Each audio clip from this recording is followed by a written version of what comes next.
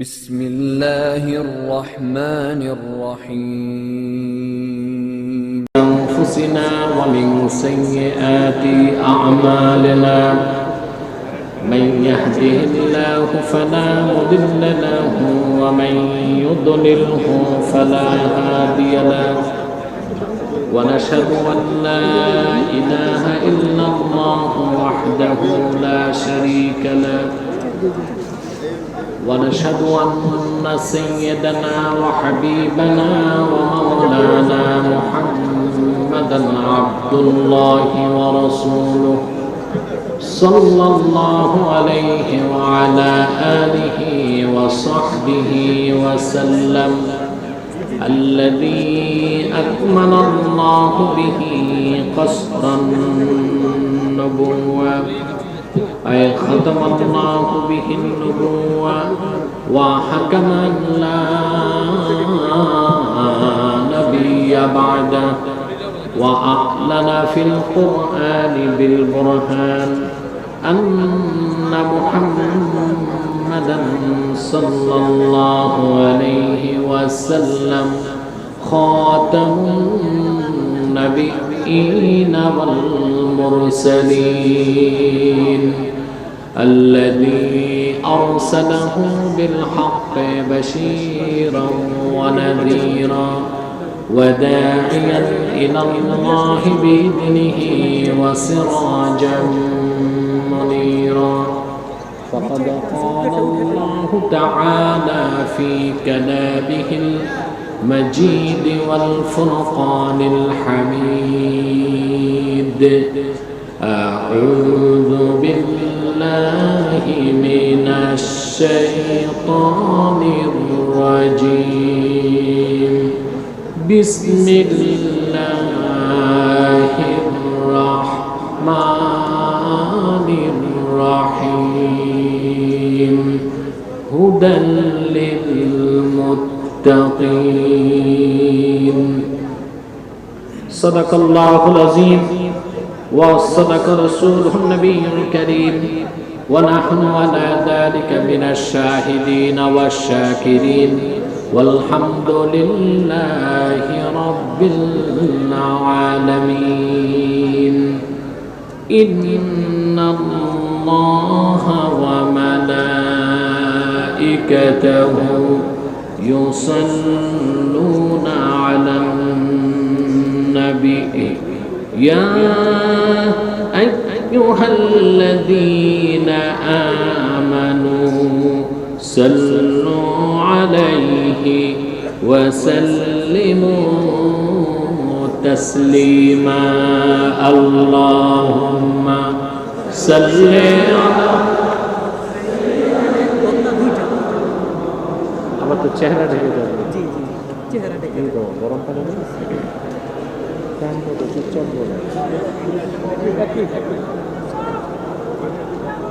আপনার ক্লান্ত হয়ে গেছেন অনেক স্লোগান দিয়েছেন গলায় আর শক্তি নেই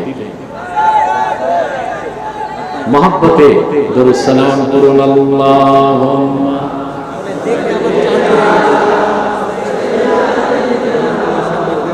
মাওলানা মুহাম্মদ ওয়া আলা আলিহি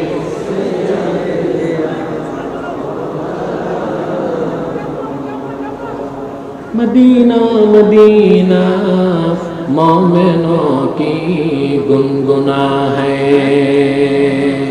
दीदारे मदीना आशिकों की तमन्ना है अल्लाहुम्मा सल्ले अला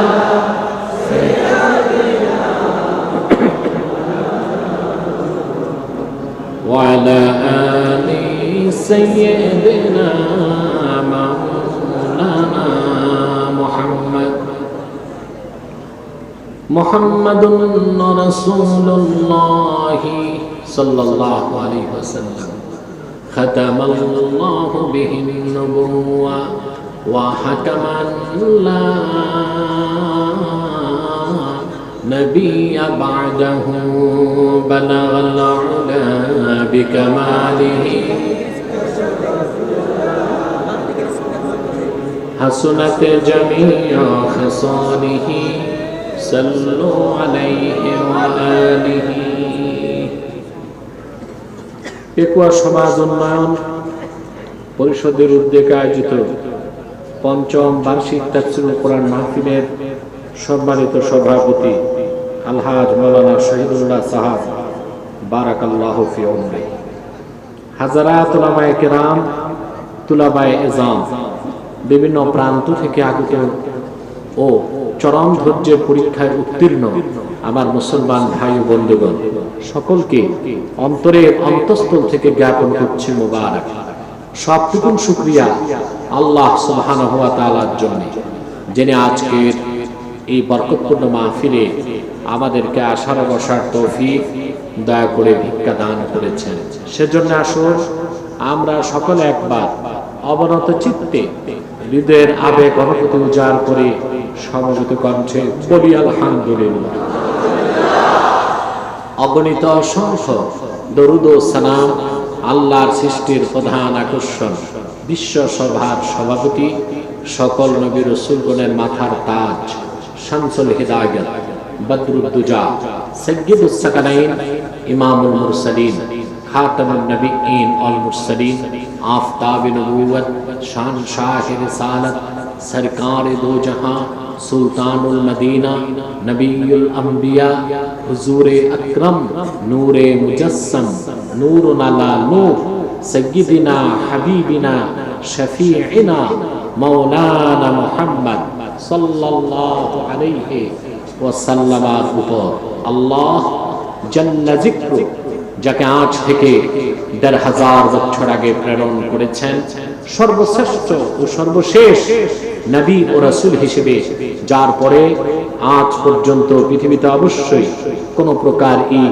নবী কিংবা রাসূল অবশ্যই আসে নাই, অবশ্যই এখনো নাই, অবশ্যই কিয়ামত পর্যন্ত আসবে না। সম্মানিত সুধী, আমি এসেছি শুধু হাজিরা দিতে। মাহফিলটি ছিল 10 তারিখ। কত তারিখ? বৃষ্টিপাতের কারণে মাহফিলটি স্থগিত ছিল। আমার প্রায় 1 বছর আগের প্রোগ্রাম ছিল কুতুবদিয়াতে। সেই প্রোগ্রামটি করে আজকে ওয়াদা রক্ষায় আমাকে এখানে আসতে হয়েছে। আমাদের প্রত্যেকের সদিচ্ছার অভাব ছিল না, কিন্তু মুমিনের কাজ কি? রদা বিল কাজা, আল্লাহ যা তকদিরে লেখেন তা মেনে নিতে হবে। ঠিক কি না? আমি শুনেছি আমাদের এখানে আসার বিলম্ব দেখে কিছু মানুষ কিছু মন্তব্য তুলেছে। এরা কারা আমি জানি না, এরা আদৌ বিশ্বাসী কিনা তাও আমি জানি না।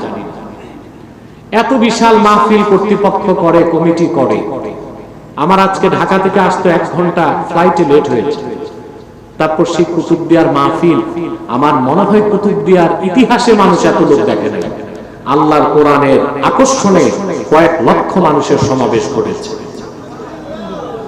আমাকে পুলিশের এসআই বলেছে, কুতুবদিয়ার এসআই নিয়ামতুল্লাহ সাহেব, ওনার নাম নিয়ামতুল্লাহ, যে কুতুবদিয়ায় ভোট আছে ৮০,০০০, এখানে লোক এসেছে কয়েক লক্ষ। এই লোক কোত্থেকে এসেছে?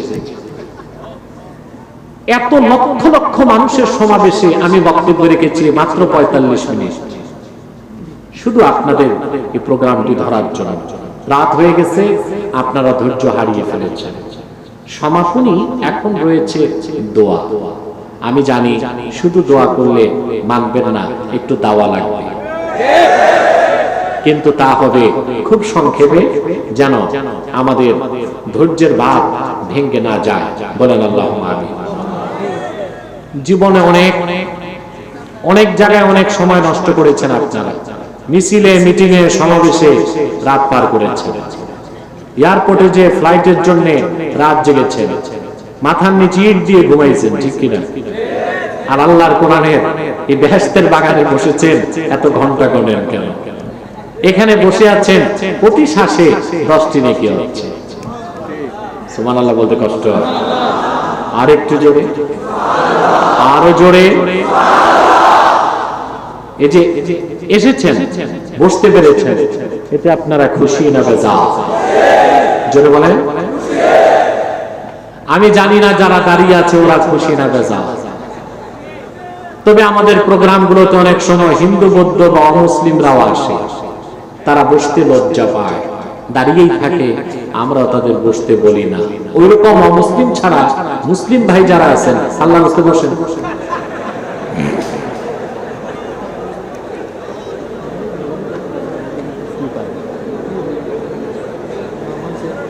তবে তবে ওটাই দাও, তবে যাদের জিন্সের প্যান্ট তারা বসেন না। কারণ আমি বুঝি না জিন্সের প্যান্ট যারা পরে যুবকরা, এটা কি পা দিয়ে সেলাই করছে না সেলাই করার পর পা দিয়েছে, এটা বুঝি না। ওদেরকে বসতে বললে বিপদ আছে, চিচেন ফাট, ওরা ছাড়া বাকিরা বসে যান।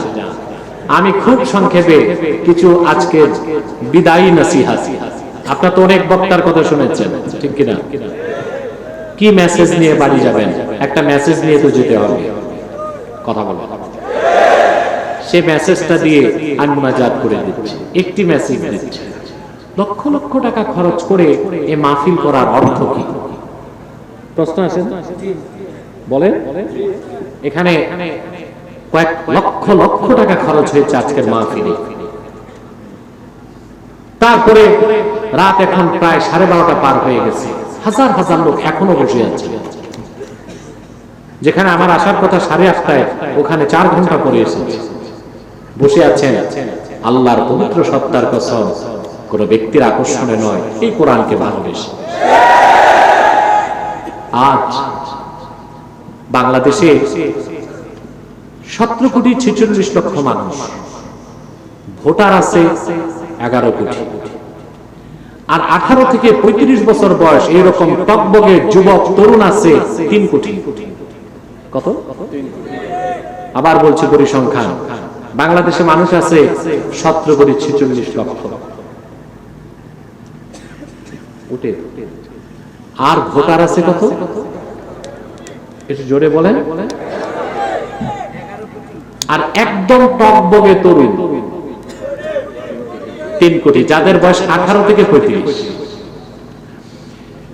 অবাক হবেন যে যারা সমাজ বিজ্ঞানী তাদের মতে এই 3 কোটি যুবকের মধ্যে যারা মুসলিম, তারা প্রত্যেকেই কোরআনমুখী হয়ে যাচ্ছে। সুবহানাল্লাহ। এতে প্রতিক্রিয়াশীল বুদ্ধিজীবী নামের বুদ্ধি প্রতিবন্ধীদের মাথায় প্রেসার উঠেছে। তারা এখন বলতেছে মাহফিল করে আমরা নাকি ধর্মান্ধ বানাই। বলছে না এক নেতা? আরে বলছে কিনা বলে, যে আলেমরা মাহফিল করে মানুষকে ধর্মান্ধ বানায়। তার দুঃখ, আউল ফাউল বাউলদের দিন শেষ, এখন আর পালা গান হয় না, কনসার্ট হয় না। সাউন্ড ঠিক করো, মাইকম্যান এটাকে সেটেল করো, সাউন্ড এটা বাড়ে কমে কেন? একরকম রাখো, আওয়াজ ডবল হবে না, ইকো থাকবে না, ডিলে বা রিভার্ব থাকতে পারে, ইকো থাকবে না। এখন আউল বাউল ফাউলদের যে দিন শেষ, এটা বুঝতেছেন? পালা গান, সার্কাস, নাটক বাংলাদেশে কমতেছে, কোরআনের মাহফিল বাড়তেছে। ওরা একটা জিনিস বুঝতে পারছে না, বুদ্ধিজীবীরা বুঝতে পারে না, আউল বাউল ফাউলদের দিন শেষ, কোরআন পন্থীদের বাংলাদেশ, এটা তাদের বুঝতে হবে। মানুষের ইনার ভয়েস, ইনার ভয়েস বুঝেন? হৃদয়ের গভীরে সুপ্ত আওয়াজ। এদেশের কোটি কোটি যুবক আল্লাহর কোরআনকে নিয়ে বাঁচতে চায়, কোরআনকে বুকে ধারণ করে মরতে চায়, কোরআনকে সিনায় নিয়ে আল্লাহর কাছে উপস্থিত হতে চায়। এই ইনার ভয়েস আমার দেশের যুব সমাজের হৃদয়ের গভীরের সুপ্ত আওয়াজ যারা বুঝতে ব্যর্থ হবে, সে নেতা হোক, নেত্রী হোক, বুদ্ধিজীবী হোক, বাংলাদেশে থাকার অধিকার তার না।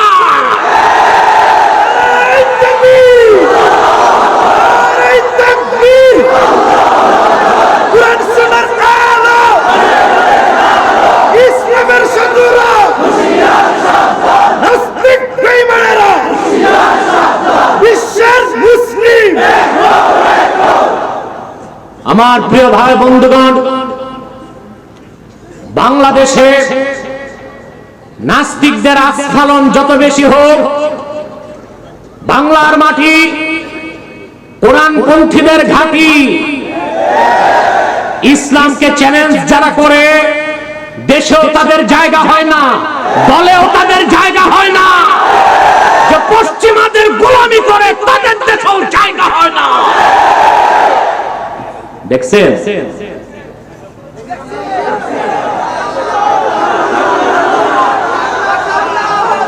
জি, খুব ভালো করে বুঝছেন। এইরকম কোয়ালিফাইড শ্রোতা হলে আর বেশি কথা বলতে হয় না, চোকা দিলেই বোঝা যায়। সুবহানাল্লাহ। বাংলাদেশের রাষ্ট্রধর্ম ইসলাম থাকতে দিবে না। আল্লাহ ওর ভিসা চিরকালের জন্য ক্যান্সেল করে দিয়েছে। বাংলাদেশ থেকে আউট, গেছে মামুর বাড়ি, ওখানে পত্রপাঠ বিদায়। পত্রপাঠ বিদায় বুঝছেন, ইমিগ্রেশন পার হইতে দেয় নাই, এক কাপ চাও খেতে দেয় নাই। কথা বুঝতে পারছেন? এখন লক্ষ লক্ষ টাকা খরচ করে এই যে মাহফিল করার উপকারিতা তা কি পেয়েছেন? এই যে যুব সমাজ, তাদেরকে নষ্ট করা যাচ্ছে না, তারা দিন দিন কোরআন মুখী হচ্ছে। এটাই হচ্ছে মাহফিলের সবচেয়ে বড় উপকার। ঠিক কিনা বলেন?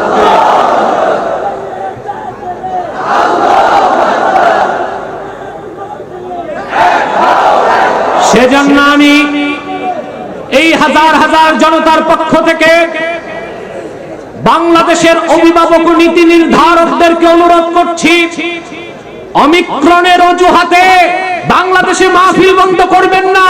যত মাহফিল বাড়বে, করোনার গজব থেকে বাংলাদেশ বেঁচে যাবে।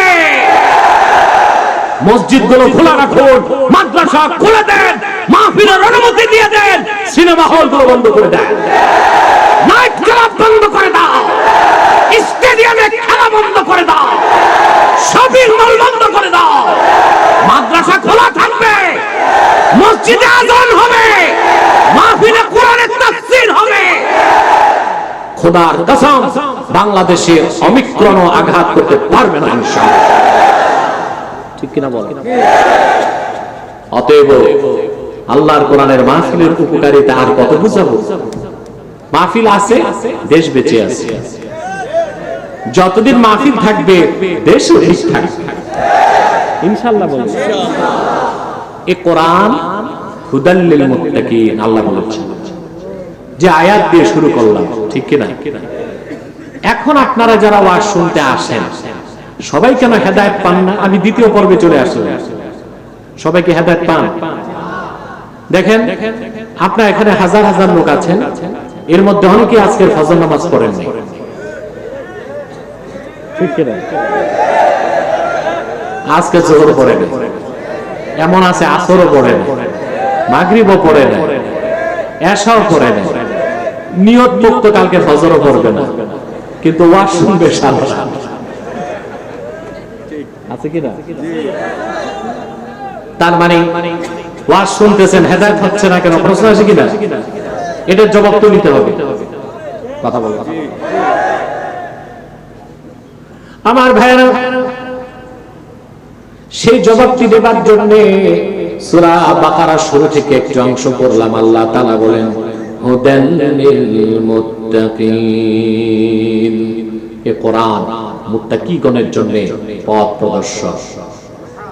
এখানে যে হুদা শব্দ এসেছে, এটা ইসমুল মাসদার, ইউফিদু মা'না ইসমিল ফাইল। এটা ইসমে ফাইলের অর্থ দিবে। কিসের অর্থ? হুদাল লিল মুত্তাকিন, আয় হাদিল লিল মুত্তাকিন। কোরআন হচ্ছে পৃথিবীর সকল মুত্তাকিদের জন্য পথ প্রদর্শক। বলেন সুবহানাল্লাহ। এখন প্রশ্ন আসে, তাহলে যারা বাকি মুসলমান মুত্তাকি হইতে পারে নাই, তাদের জন্য কি পথ প্রদর্শক নয়? কথা বলে প্রশ্ন আসে? আছে। তার জবাবে আল্লাহ রাব্বুল আলামিন বলেন, وَنَزَّلْنَا عَلَيْكَ الْكِتَابَ تِبْيَانًا لِكُلِّ شَيْءٍ وَهُدًى وَرَحْمَةً وَبُشْرَى لِلْمُسْلِمِينَ। আল্লাহ রাব্বুল আলামিন বলেন, মুহাম্মদ সাল্লাল্লাহু আলাইহি ওয়াসাল্লাম এই 30 পারা কোরআন আপনার উপর নাযিল করেছি তিবিয়ানাল লিকুল্লি শাই, সব কিছু সুস্পষ্ট ব্যাখ্যা হিসেবে। যেখানে আকাশের উপরের কথা আছে, তার নিচের কথা আছে, জমিনের উপরের কথা আছে, জলের কথা, স্থলের কথা, ধুলোকের কথা, ভুলোকের কথা, মহাশূন্যের কথা, দূর অন্তরিক্ষের কথা, বিজ্ঞানের কথা, দর্শনের কথা, বিজ্ঞানের যত শাখা আছে, কি ফিজিক্স, কি কেমিস্ট্রি, কি জুলজি, কি বোটানি, কি কসমোলজি, পৃথিবীতে কল্যাণের জন্য যত নীতি আছে, কি রাজনীতি, অর্থনীতি, পররাষ্ট্রনীতি, সমরনীতি, সব কথা আমি আল্লাহ পাকে কোরআনে পুঙ্খানুপুঙ্খ ভাবে, সূক্ষ্ম ভাবে বয়ান করেছি। এখানে সব কথা আছে, বলেন সুবহানাল্লাহ। ওয়া হুদা ওয়া রাহমা ওয়া বুশরা লিল মুসলিমিন, পৃথিবীর সব মুসলমানের জন্য কোরআন হেদায়েতকারী, সুসংবাদের বাহন আর রহমতের কান্ডা, বলেন সুবহানাল্লাহ। আমরা দুটো জবাব পেলাম, কোরআন হুদাল লিল মুত্তাকিন, মুত্তাকিদের জন্য পথ প্রদর্শক, আরেকটা জবাব পেলাম কোরআন হুদাল লিল মুসলিমিন, মুসলমানদের জন্য পথ প্রদর্শক। সুবহানাল্লাহ বলবেন না? প্রশ্ন, তাহলে যারা মুসলমানই হয় নাই, কাফের মুশরিক বেঈমান, তাদের কি কি কোরআন পথ প্রদর্শন করবে না? প্রশ্ন আছে? বলেন না জোরে। আমি খুব ক্লান্ত। আমি যতক্ষণই কুতুবদিয়া ঢাকা থেকে এসে সফর করে বসলাম, সিঙ্গাপুর 8 বার যেতে আসতে পারতে, ঠিক কিনা? এটা আমাদের দেশের একটা উন্নয়ন হয়েছে, বোঝা যাচ্ছে।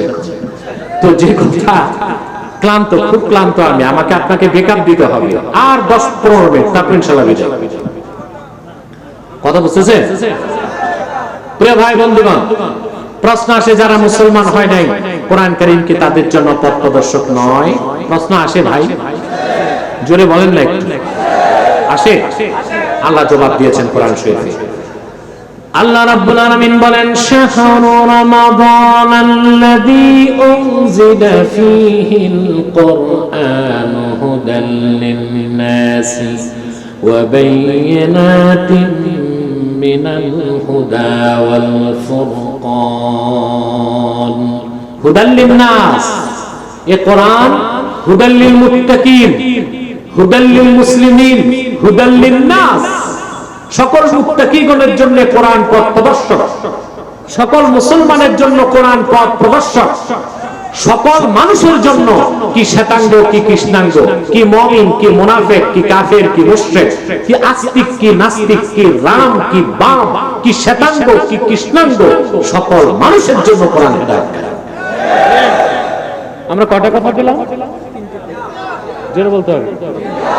হুদাল লিল মুত্তাকিন, হুদাল লিল মুসলিমিন, হুদাল লিন নাস। সুবহানাল্লাহ বলবেন।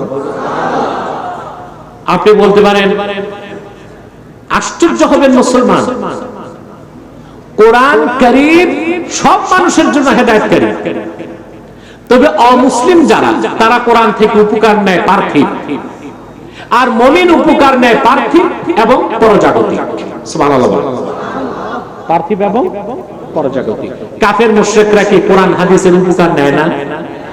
কথা বলেন। আমি দুটো দৃষ্টান্ত দেই, কথা বলেন। দিব?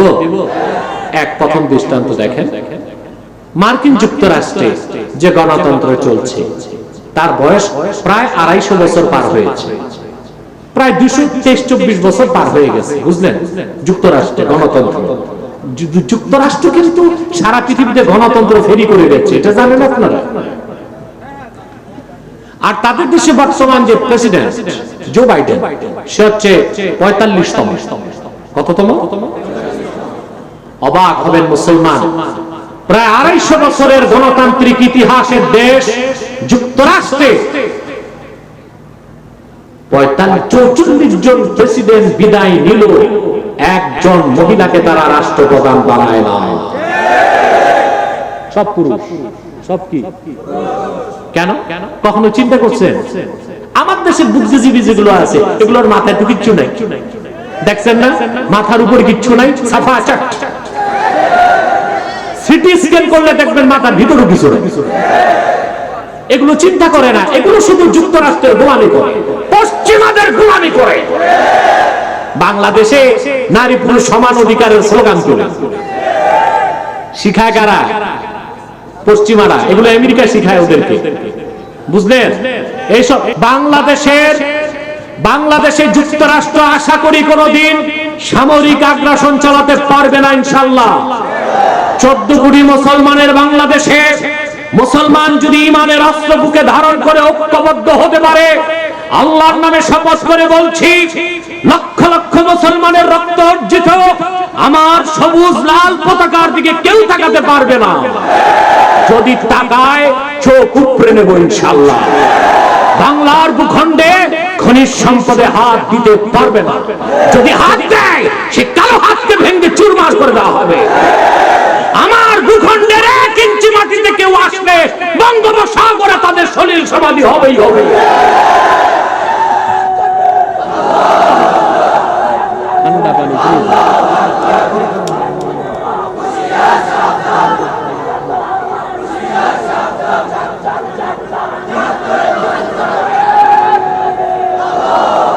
আমার মুসলমান ভাই বন্ধুগণ, আমেরিকা বাংলাদেশে করতেছে কালচারাল অ্যাটাক, সাংস্কৃতিক আগ্রাসন।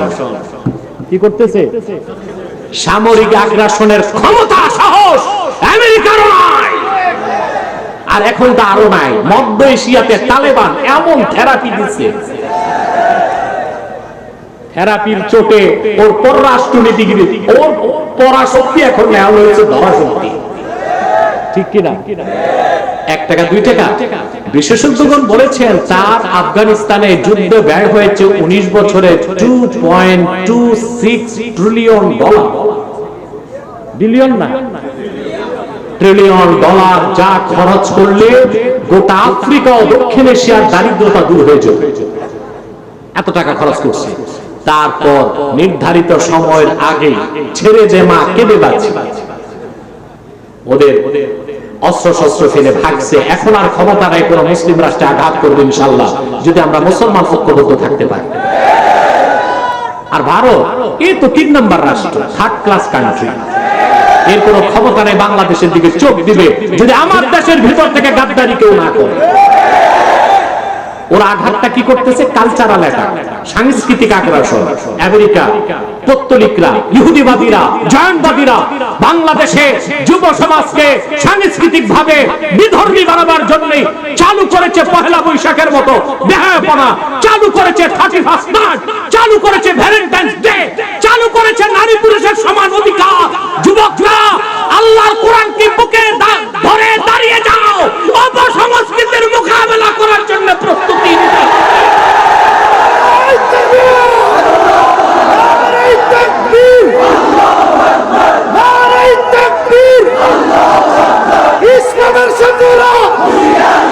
তোমাদেরকে আজ আমি ওয়াদা করাচ্ছি, ওয়াদা করতে হবে তোমাদের। আমি বলবো, তোমরা বলবা না। Pohela Boishakh, Valentine's Day, 31st night, এগুলো চলবে না বাংলাদেশে। ওরা এই সাংস্কৃতিক কালচারাল অ্যাটাকের মাধ্যমে আমার যুব সমাজকে বিধর্মী বানাতে চায়। আরেকটা ওদের অপসংস্কৃতির প্রচার বাংলাদেশে করেছে নারী পুরুষ সমান অধিকার। কেমনে সমান হবে? আপনারা ওই যে জাফরুল্লাহর সাথে আমার ডিবেটটা দেখছিলেন, ও সোরের সাথে না, সোরের পরে যে বসছে, দেখছেন? হ্যাঁ, ওখানে প্রায় 2.5 ঘন্টার ডিবেটে ভদ্রলোক পরাজয় বরণ করে নিয়েছে। আমি সেখানে যথেষ্ট সায়েন্টিফিক থিসিস উপস্থাপন করেছি। সৃষ্টিগতভাবেই তো আল্লাহ তাআলা পুরুষ আর নারীর মধ্যে 25টা পার্থক্য রাখছেন, ফিজিক্যাল, সাইকোলজিক্যাল, সায়েন্টিফিক। অতএব তুমি কেমনে নারী পুরুষ সমান করবা? নারী পুরুষের অধিকার সমান হইতে পারে না। এক বাংলাদেশি বুদ্ধিজীবী অক্সফোর্ডে পড়ছে, বুঝলেন? বিয়ে করছে ইংরেজ মেয়ে। বিয়ের পর ওই মহিলা তো পাশ্চাত্যের, বুদ্ধিজীবীকে বলছে, বাংলাদেশের বুদ্ধিজীবীকে, যে তোমার আমার অধিকার সমান। অধিকার আমি 6 ঘন্টা ঘরের কাজ করলে তোমারও 6 ঘন্টা করতে হবে। বেকুব বুদ্ধিজীবী কয় ঠিক আছে, তোমার কথাই ঠিক। একদিন আমি কাপড় কাচবো, তুমি ভাত রান্না করবা, আমি ভাত রান্না করবো, একদিন তুমি কাপড় কাচবা। আমি অসুস্থ হলে তুমি নার্সিং করবা, তুমি অসুস্থ হলে আমি নার্সিং করবো, ঠিক। এখন এই বুদ্ধিজীবী অসুস্থ হয়ে গেছে, উঠতে পারে না, তার একটু পেশাবের প্রয়োজন, বুঝলেন? বিবিকে ম্যাম সাহেব, তো ওই পাশ্চাত্যের ম্যাম সাহেব ওই রকমই আর কি, মহিষের মতো একটু বলে, আমি তো হাঁটতে পারতেছি না, তুমি আমার কাঁধে উঠায় একটু পেশাব করায়। বলতে দেরি, সাথে সাথে ওই মহিলা তার হাজবেন্ড বুদ্ধিজীবীকে কাঁধে উঠায় দূরে যে বলে, ছাড়ো, বুঝলেন?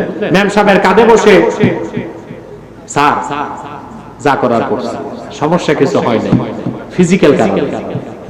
ঘটনা চক্রে একদিন ম্যাম সাহেব অসুস্থ হয়ে গেছে, বলতেছে অধিকার সমান, তোমারে আমি কাঁধে দিয়ে পেশাব করাইছি, আজকে তুমি আমার কাঁধে দিয়ে পেশাব করো। বেকুব বুদ্ধিজীবী বুঝে নেই যে সম্ভব না, ফিজিক্যাল পার্থক্য আছে। ম্যাম সাহেবকে তো কাঁধে নিয়ে কয় ছাড়ো, ছাড়ছে পরে ওনার গোসল হয়ে গেছে।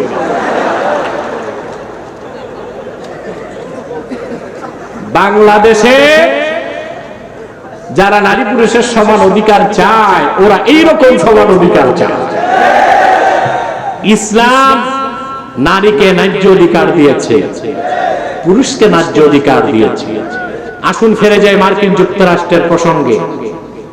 224 বছর, 22 বছর, প্রায় 250 বছর পার হয়ে গেল, 40 জনের উপর প্রেসিডেন্টকে ক্ষমতায় বসালো, একজন নারীকে রাষ্ট্র ক্ষমতায় বসায় নাই। আর ওরাই কেনা নারী পুরুষের সমান অধিকারের ধুলা তুলে। কেন বসায় নাই? তার কারণ হচ্ছে যুক্তরাষ্ট্রের যারা পলিসি মেকার, যুক্তরাষ্ট্রের যারা থিঙ্ক ট্যাঙ্ক, যুক্তরাষ্ট্রের যারা অভিভাবক এবং নীতি নির্ধারক, ওরা জানে কোরআন হাদিস মহাসত্য। আল্লাহর হাবিব 1000 বছর আগে বলেছেন, আবু দাউদ শরীফের হাদিস, যে জাতি লা ইউফলিহা কওমুন ওয়াল্লাহু আলাইহিম ইমরা, যে জাতি তাদের নেতৃত্বে কোন মহিলাকে বসায়, সে জাতি কোনদিন সফলতা লাভ করবে না। যে জাতি তাদের নেতৃত্বে কোন নারীকে বসালো, কাকে? নারীকে, সেই জাতি কোনদিন সফলতা লাভ করতে পারবে না। এই সফলতা ধরে রাখার জন্যই তারা নারী নেতৃত্বকে গ্রহণ করে নাই। বেদিন হয়েও আল্লাহ রসুলের হাদিস, 1000 বছর আগে আল্লাহ রসুল সাল্লাল্লাহু আলাইহি ওয়াসাল্লাম যে কথা বলেছেন, সেটাকে তারা রাজনৈতিক ভাবে মেনে চলছে। কোরআন হাদিসের উপকার নেয় কিনা বেদিন? কথা বলেন, নিচ্ছে? নিচ্ছে, ঠিক কিনা বলে? আসেন, বিয়ে, আমরা বিয়ে করি, অমুসলিমরা কি বিয়ে করে না? কেন করে? প্রশ্ন আসে না? বলবেন ওদের ধর্ম তো বিয়ে আছে না, ওদের ধর্মে যে বিয়ে আছে, ওই বিয়ে করতে গেলে ফাঁসি দিতে হবে। কিরকম? আমি একটা উদাহরণ দিচ্ছি।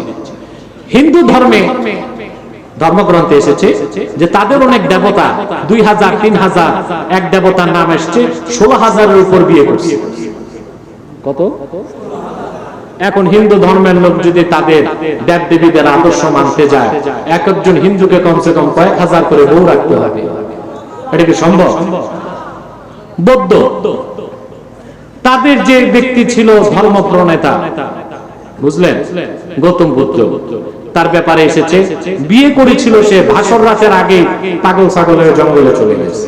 তাহলে বৌদ্ধ ধর্মের আদর্শ মেনে বিয়ে করতে গেলে বিয়ে করা যাবে, ভাসর রাত করা যাবে। খ্রিস্টান, তারা যদি বিয়ে করতে যায় ঈসা নবীর দর্শন মেনে, জীবনে ওদের কপালে বিয়ে নাই, কারণ ওদের মতে ঈসা আলাইহিস সালাম বিয়েই করেন নাই। এটা আমাদের মতো তিনি বিয়ে করেন নাই, বিয়ে ছাড়াই আকাশে উঠছেন, আবার আকাশ থেকে নামবেন, তখন বিয়ে করবেন। তাহলে ধর্মের আদর্শ মানতে গেলে বিয়ের সুযোগ নাই। ইহুদি ধর্ম, ইহুদি ধর্ম যারা মানে, ওরা নবী মানে মুসাকে, তিনি বিয়ে করছিলেন 4টা। কয়টা? উনি বিয়ে করেছিলেন শোয়েব আলাইহিস সালামের মেয়ে মাদায়েনে।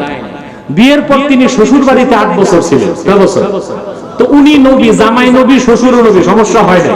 এখন ইহুদিরা যদি মুসা নবীর আদর্শ মেনে বিয়ে করে, তাহলে তাদেরকে ঘর জামাই থাকতে হবে কয় বছর? 8 বছর কমসে কম থাকতে হবে। এটা কি সম্ভব? আমাদের দেশে বলদ আর ঘর জামাই কোনটার দাম বেশি আমি জানি, ঠিক কিনা? তারপরে ডেভিডকে তারা নবী মানে দাউদ, তার ব্যাপারে এসেছে কোরআন কারীমে তিনি 100 বিয়ে করেছেন। বাইবেলে এসেছে 300টার বেশি বিয়ে করছেন। ওরা যদি কোরআনকে বিশ্বাস নাও করে বাইবেল মেনে, তাদেরকে বিয়ে করতে হয় ডেভিডকে মেনে কমসে কম 300টা করে। কয়টা? ওদের ধর্ম মানলে বিয়েই নাই, ওরা বিয়ে করতেছে আমাদের ইসলামের অনুসরণে। আল্লাহর হাবিব বলেছেন, আন-নিকাহু মিন সুন্নতি ফামান রাগিবা আন সুন্নতি ফালাইসা মিন্নি। বিয়ে আমার সুন্নাত, যে পারতপক্ষে আমার সুন্নাত থেকে মুখ ফিরালো সে আমার উম্মত নয়। আমি যা বুঝাতে চাইলাম, কাফের মুশরিকরাও, বেদিন বেঈমান যারা ইসলাম গ্রহণ করে নাও, তারাও ইসলাম থেকে উপকার নেয়, ঠিক কিনা বলে? তো কোরআন হুদাল লিন-নাস, পৃথিবীর সব মানুষের জন্য হেদায়েতকারী। যারা এই কোরআনের হেদায়েত মানবে তারা মুসলমান হয়ে যাবে, তখন তারা ডবল উপকার পাবে, হেদায়েতও পাবে, রহমতও পাবে। কারণ সব মানুষের জন্য কোরআন হেদায়েতকারী, আর মুসলমানের জন্য হেদায়েতকারী এবং রহমত। বলেন সুবহানাল্লাহ। সমস্ত বেদিন বেঈমান আল্লাহর কোরআন থেকে যতটুকু উপকার পাবে তার চেয়ে বেশি উপকার পাবে মুসলমান। আর সর্বোচ্চ উপকারে যারা ধন্য হবে তারা মুত্তাকি। সেজন্য আল্লাহ বলেছেন হুদাল লিল মুত্তাকিন। এখন বলেন, আপনারা কি শুধু মানুষ থাকতে চান, না শ্রেষ্ঠ মানুষ মুসলিম হতে চান? শুধু মুসলিম হতে চান, না সর্বশ্রেষ্ঠ মুসলিম মুমিন মুত্তাকি হতে চান? যদি মুত্তাকি হতে পারেন, এই মাহফিল করে কোরআন থেকে 16 আনা উপকার নিতে পারবেন। মুত্তাকি হবেন। মুত্তাকি কিভাবে হবেন? তাকওয়া থাকতে হয় মুত্তাকি হতে। সে তাকওয়া কি? যে লম্বা দাড়ি, লম্বা টুপি, জুব্বা কুর্তা, এই তো নাকি? এটা লেবাসুত তাকওয়া। এটা কি লেবাসুত তাকওয়া? এটা ইউনিফর্ম। এটা কি ইউনিফর্ম? তা এখন আপনি স্কুলে ভর্তি হন না, ইউনিফর্ম লাগাইছেন, আপনি কি ছাত্র হবেন? সেনাবাহিনীতে চাকরি নেন নাই, 3 স্টারের ড্রেস একটা লাগাইছেন, ইউনিফর্ম আছে, চাকরি নাই, পুলিশে ধরলে 14 বছর জেল, ঠিক কি না? এই দাড়ি, টুপি, জুব্বা, কুর্তা, এটা লেবাসুত তাকওয়া, এটা ইউনিফর্ম। চাকরি হলো তাকওয়া অন্তরে ধারণ করতে হবে।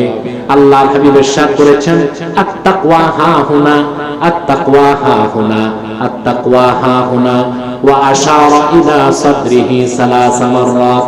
তাকওয়া এখানে, তাকওয়া এখানে, তাকওয়া এখানে। আল্লাহর হাবিব সাল্লাল্লাহু আলাইহি ওয়াসাল্লাম এই কথা 3 বার বললেন। আর আল্লাহ রাসূলুল্লাহ নূরের আঙ্গুলে, নূরের সিনার দিকে 3 বার ইশারা করলেন। তার মানে প্রত্যেকটা মানুষের বাম বুকের 2 আঙ্গুল নিচে একটা গোশতের টুকরা আছে যার নাম কলব। ওখানে যখন আল্লাহর ভয় সৃষ্টি হয়ে যায় তার নাম তাকওয়া, আর সেই মহা সাধকের নাম হয়ে যায় মুত্তাকি। যদি মুত্তাকি হতে পারেন, হুদাল লিল মুত্তাকিন, আল্লাহর কোরআনের পূর্ণ হেদায়েত পেয়ে যাবেন। সাদাকাল্লাহুল আযীম ওয়া সাদাকা রাসূলুহুন নবিয়ুল কারীম ওয়া নাহনু আলা যালিকা মিনাশ শাহিদিন ওয়া শাকিরিন আলহামদুলিল্লাহি রাব্বিল আলামিন। এবার মুনাজাতের দিকে যাচ্ছি, তার আগে একটু হুঁশিয়ারি উচ্চারণ করে দিচ্ছি। সবাই প্রস্তুত হন হুঁশিয়ারিটা গ্রহণ করার জন্য।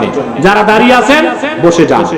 প্রিয় ভাই বন্ধুগণ, আপনারা এখানে বিভিন্ন দলের লোক আছেন, আছেন কিনা বলেন? জোরে বলতে হবে। এই মিয়া বসেন। মুনাজাতের আগে দাঁড়াবার কি? আউলিয়া কেরাম হয়ে গেছেন নাকি? মুনাজাত লাগে না? গুনাহগার যারা তারা বসেন। প্রিয় ভাই বন্ধুগণ, আপনারা এখানে বিভিন্ন দলের লোক আছেন, আছেন না? বিভিন্ন মাসলাকের লোক আছেন, আছেন না? এখানে আলিয়া মাদ্রাসার লোক আছে, কওমি মাদ্রাসার লোক আছে, বিভিন্ন পীরের মুরিদ আছে, আওয়ামী লীগ, বিএনপি, জাতীয় পার্টি, জামাত, সব দলের লোক আছে, আছে কি না? আপনারা এখানে কোনো দ্বন্দ্ব, সংঘাত, মতভেদ আছে? কেন নাই? দলীয় পরিচয় নাই, এখানে একটাই পরিচয়, আমরা মুসলমান। আমি আপনাদের করজোড়ে অনুরোধ করে যাচ্ছি, ইসলামের সুমহান স্বার্থ রক্ষায়, মুসলমানের মৌলিক দাবি আদায়ে, আর বাংলাদেশের স্বাধীনতা, সার্বভৌমত্ব রক্ষায় সকল পীরের মুরিদ, সকল মাসলাকের অনুসারী, সকল রাজনৈতিক দলের কর্মী, সকল মাদ্রাসার ছাত্রকে ঐক্যবদ্ধ হতেই হবে।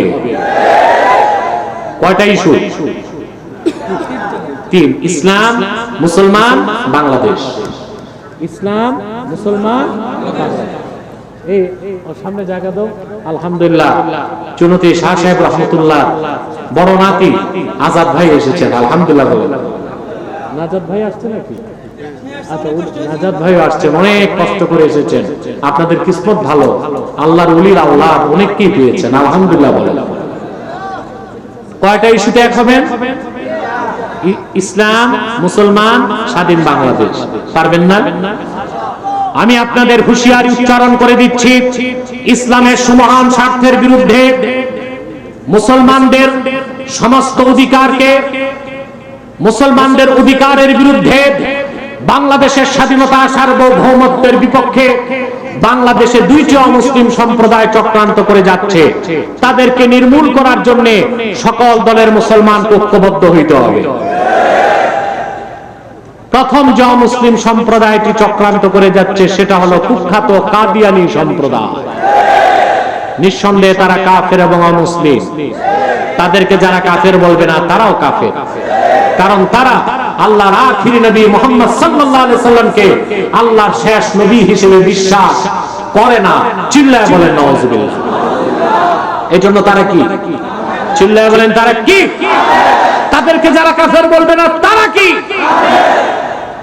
বাংলাদেশে তারা গভীর চক্রান্ত করে যাচ্ছে। এই যে গাধানি নাম শুনেন না?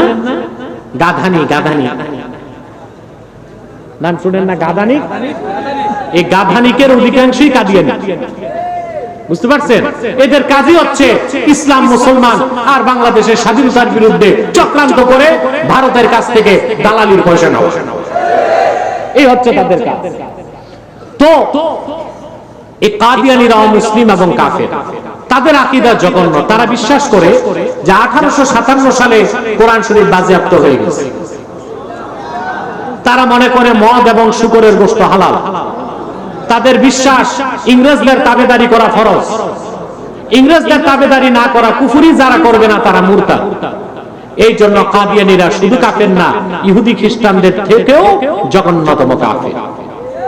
তারা মানুষকে ধোঁকা দিতে মুসলমানদের মতো দাড়ি রাখে, টুপি লাগায়, মুসলমানদের মতো নাম রাখে। তাই বলে কি তারা মুসলমান হবে? আচ্ছা বলেন তো ভাই, যার ঈমান নাই কাফের বেঈমান, সে তো মুসলিম হতে পারে না। সে যদি দাড়ি রাখে তারে মুসলমান বলা যাবে? দাড়ি রাখলে কেউ যদি মুসলমান হতো তো রবীন্দ্রনাথ ঠাকুরের চেয়ে বড় মুসলমান কে হইতো? কাফের মুশরিক টুপি লাগালে মুসলমান হবে? মহাত্মা গান্ধী 2.5 হাত লম্বা টুপি লাগাইতো, সে কি মুসলিম ছিল না অমুসলিম? কাফের যদি মুসলমানের মতো নাম রাখে মুসলিম হবে? এক শয়তান বোতলে পেশাব করে উপরে লেবেল দিয়েছে শরবত, ওটা কি শরবত হবে? তদ্রুপ কাদিয়ানীরা কাফের। আব্দুল্লাহ ওয়াল আব্দুস সামাদ, মুবাশশির আলী আর কবির চৌধুরী নাম রাখার দ্বারা তারা মুসলমান হতে পারে না। আমার ভাইয়েরা, আমার বন্ধুরা, আমার আল্লাহ ও নূর নবী আমার মুহাম্মদ সাল্লাল্লাহু আলাইহি ওয়াসাল্লামের ইসলাম ও কোরআনের হাজার হাজার হাজার বছর পরে বর্তমান ভারতের কুখ্যাত পাঞ্জাবের কুখ্যাত গুরুদাসপুরের কুখ্যাত কাদিয়ানে ইংরেজ আমলে এক শয়তান নিজকে নবী দাবি করছে। চিল্লায় বলেন নাউজুবিল্লাহ। ওই শয়তানটার নাম রেখেছিল তার বাপ মির্জা গোলাম আহমদ কাদিয়ানী। তাকে গোলাম আহমদ বলা যাবে না, কারণ গোলাম আহমদ অর্থ আহমদ এর গোলাম। আর কাদিয়ানের কাযযাব মিথ্যানবতের দাবিদার মির্জা গোলাম শয়তান কাদিয়ানী, সে ছিল কুখ্যাত কাফের, ইংরেজদের পা চাটা গোলাম। সে গোলাম আহমদ, আহমদ এর গোলাম ছিল না, সে ছিল কুখ্যাত শয়তানের কুখ্যাত গোলাম। কাদিয়ানের কাযযাব মিথ্যানবতের দাবিদার মির্জা গোলাম শয়তান কাদিয়ানীর উপর গজব এসেছে 1908 সালে। যখন গজব এসেছে, কাদিয়ানের কাযযাব মিথ্যানবতের দাবিদার মির্জা গোলাম শয়তান কাদিয়ানী 1908 সালে ধ্বংস হয়ে কুখ্যাত জাহান্নামের কুখ্যাত কুকুরে পরিণত হয়েছে, তার অনুসারীরাও ধ্বংস হয়েছে। বর্তমানে কিছু কাদিয়ানী রাজনৈতিক দলগুলোতে ঘাপটি মেরে বসে আছে, বিভিন্ন ডিপার্টমেন্টে বসে আছে। তাদের একমাত্র কাজ ইসলাম মুসলমানের বিরোধিতা করা, বাংলাদেশের স্বাধীনতার বিরোধিতা করা। তাদেরকে নির্মূল করার জন্য সকল দলের মুসলমানকে ঐক্যবদ্ধ হইতে হবে। আমাদের সকল দলের একটাই দাবি, অনতিবিলম্বে স্বাধীন বাংলায় শয়তান কাদিয়ানীদেরকে রাষ্ট্রীয়ভাবে অমুসলিম ঘোষণা করতেই হবে, করতেই হবে, করতেই হবে। এই দাবি আদায় যদি জানমাল দিতে হয়, কারা কারা প্রস্তুত আছেন হাত তুলে দেখেন।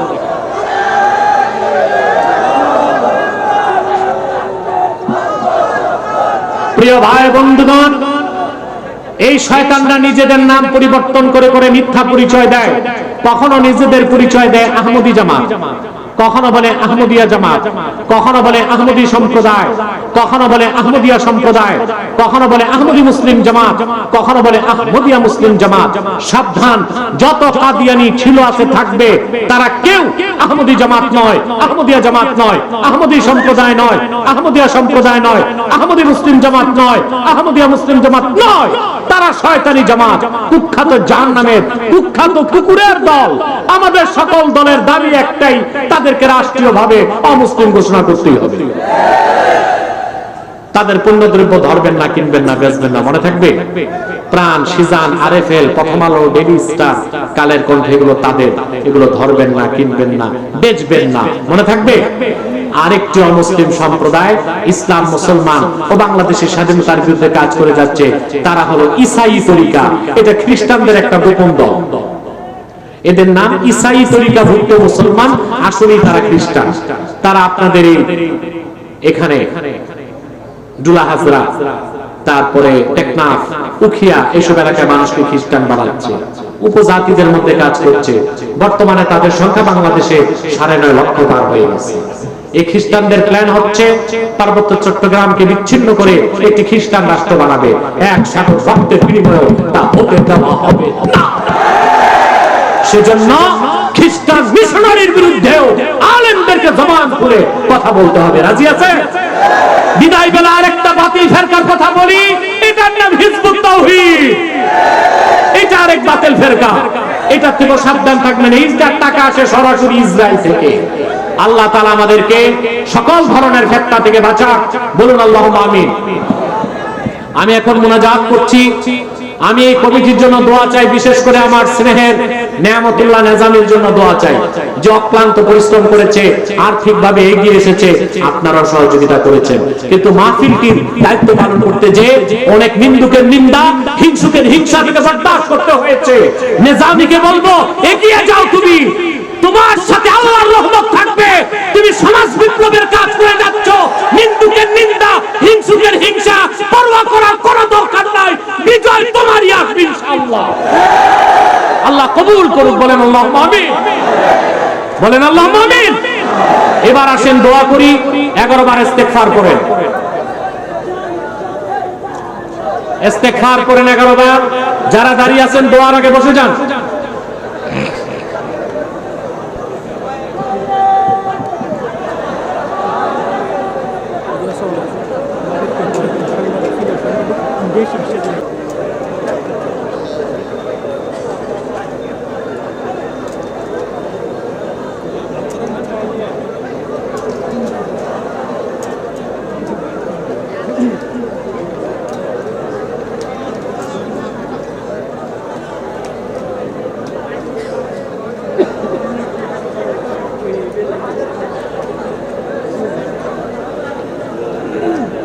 শিল্পী কোথায়?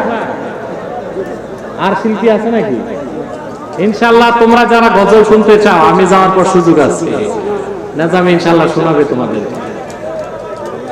রব্বানা আতিনা ফিদ দুনিয়া হাসানাতান ওয়া ফিল আখিরাতি হাসানাতান ওয়া কিনা আযাবান নার। রব্বানা যালামনা আনফুসানা ওয়া ইল্লাম তাগফির লানা وترحمنا لنكونن من الخاسرين اللهم اغفر لي ولوالدي وللمؤمنين يوم يقوم الحساب। আল্লাহ তাআলা পেকুয়া সমাজ উন্নয়ন পরিষদের উদ্যোগে ৫ম বার্ষিক আজকে তাফসীরুল কোরআন মাহফিলে গভীর রাতে তোমার নেককার বান্দাদেরকে নিয়ে হাত তুলেছি। আল্লাহ, কোরআন কারীমের মহব্বতে যারা সারাটি রাত পার করে দিয়েছে, তাদের কোনো বিনিময় আমার হাতে নাই, বিনিময় তোমার কাছে আছে। এই মানুষের মধ্যে যার দুটো হাত তোমার ভালো লাগে আল্লাহ, তার দুটো হাতের বিনিময়ে আমাদের জীবনের সব গুনাহ মাফ করে দাও। আল্লাহ তাআলা হৃদয়ের গভীর থেকে দোয়া করি, আল্লাহ তোমার আখিরি নবী, নবীগণের মাথার তাজ মুহাম্মদ সাল্লাল্লাহু আলাইহি ওয়াসাল্লাম আজ থেকে ১৫০০ বছর আগে দুনিয়া থেকে বিদায় নিয়েছেন। হায়াতুন নবী হিসেবে জান্নাতুল ফেরদাউস রওজা মুবারকে বিশ্রাম নিয়েছেন।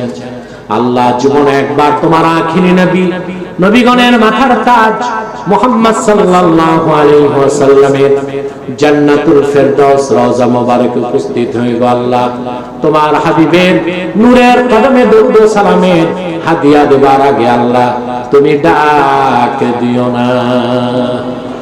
আল্লাহ তাআলা একবার বা একাধিকবার যারা সোনার মদিনায় নূরের মদিনায় যেতে পেরেছি আল্লাহ, জীবনে বারবার তোমার আখিরি নবী নবীগণের মাথার তাজ মুহাম্মদ সাল্লাল্লাহু আলাইহি ওয়াসাল্লামের নূরের শহর মদিনাতুল মুনাওয়ারা জিয়ারতের জন্য তাদের কপালটা তুমি খুলে দাও।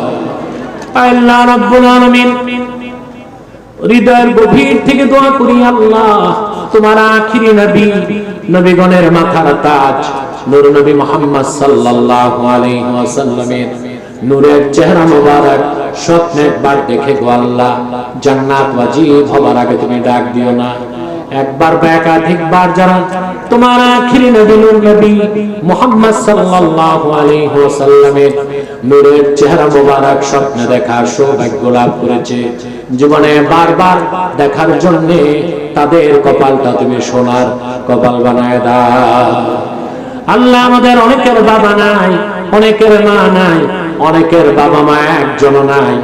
যত মানুষের বাবা মা দুনিয়া থেকে বিদায় নিয়ে অন্ধকার কবরে চলে গেছে আল্লাহ, সকল মুসলমান বাবা মার কবরকে তুমি জান্নাতের বাগান বানায় দাও।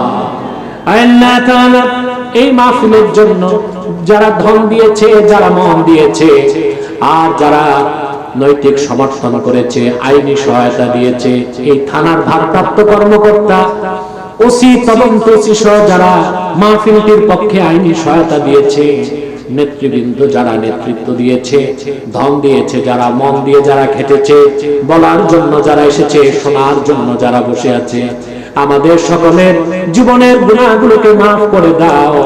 আরে মাহফিলটা কাল কিয়ামতের দিন নাজাতের জারিয়া হিসেবে কবুল করে নাও।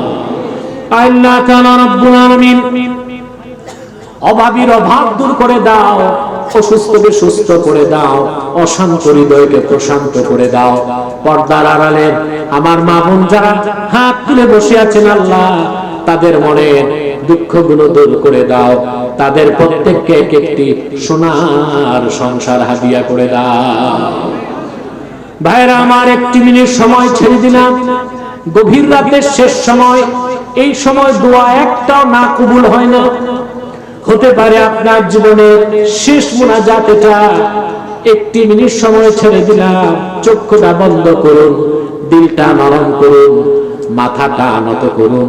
আল্লাহর আখিরি নবী, নবীগণের মাথার তাজ নূর নবী আমার মুহাম্মদ সাল্লাল্লাহু আলাইহি ওয়াসাল্লামের ওসিলা ধরে আল্লাহর কাছে চান, যা চাইবেন তাই তো কবুল হয়ে যাবে। জীবনের গুনাহগুলোর কথা মনে করেন, বাবার কথা, মায়ের কথা মনে করেন, আল্লাহর কাছে আত্মসমর্পণ করে যদি পারেন 2 ফোঁটা চোখের পানি সদকা করে দিই।